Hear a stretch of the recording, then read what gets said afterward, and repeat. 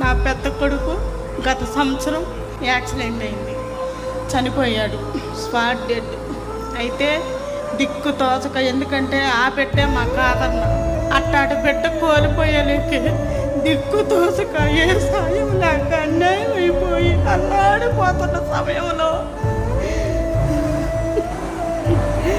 కార్యకర్తలు వచ్చి ఎందుకు బాధపడుతున్నా, నీకే సాయం లేదని మేమున్నాము,